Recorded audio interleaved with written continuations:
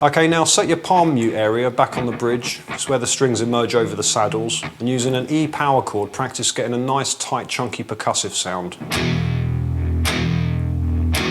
If you're too far forward, you'll choke the string, so you need to move back and find that sweet spot.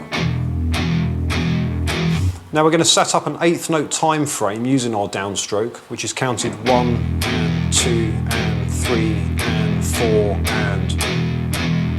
Try to feel the motion coming from the wrist, with the forearm rotating into the string and the upper arm relaxed and free of tension. If you feel any tightening sensations, fatigue or discomfort, generally just shake out and keep your practice speed set at a level where you can play continuously with a relaxed technique, increasing gradually in time. Okay, now from this angle it's clearer to see the actual motion of the wrist. And if I exaggerate that, you can see it's almost a slight rotation of the forearm, which gradually becomes less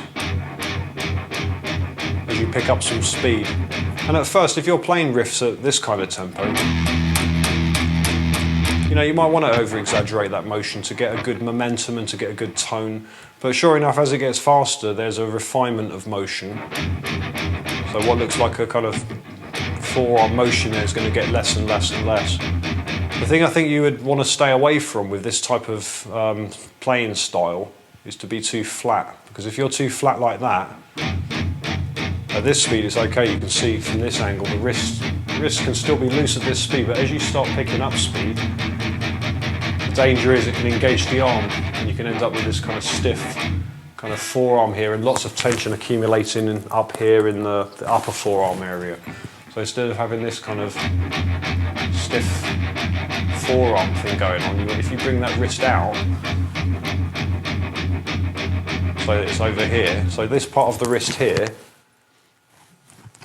you can see there, it's about 1 inch, 2 inches away from the body of the guitar. And you want to kind of make note of little measurements like that when you're watching the professionals play this style. If you look at James Hetfield or Dave Mustaine or Scotty or any of those guys, the modern guys from Lamb of God and the modern thrash metal players, and the guys that do this professionally and go out there and play this style for hours, 3 or 4 days a week, tours for months.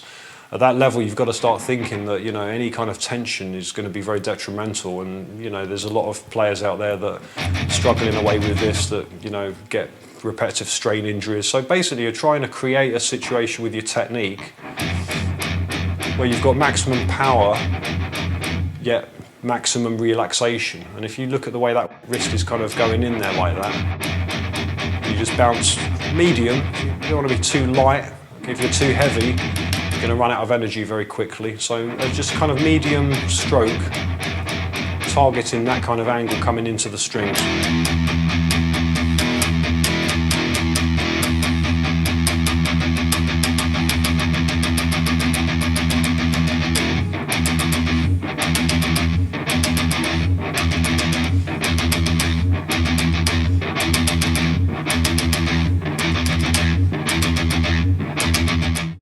Okay, now this riff starts on the and of 4 with an E power chord that sustains until the and of 1. So if we set up this practice loop, 1 and 2 and 3 and 4 and 1 and 2 and 3 and 4 and 1 and 2 and 3 and 4 and 1 and 2 and 3 and 4 and 1 and 2.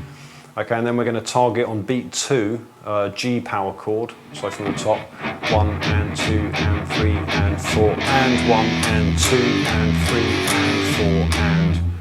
Okay, so that's taking it to the end of the bar there. So we had after the G power chord, muted downstroke on the E note, and then on beat 3 an F sharp power chord, and then on the and of 3, shift up to G there, so counting through from the top again. 1 and 2 and 3 and 4 and 1 and 2 and 3 and 4 and... So the beat 4 and the and of 4, both downstroke muted E notes there.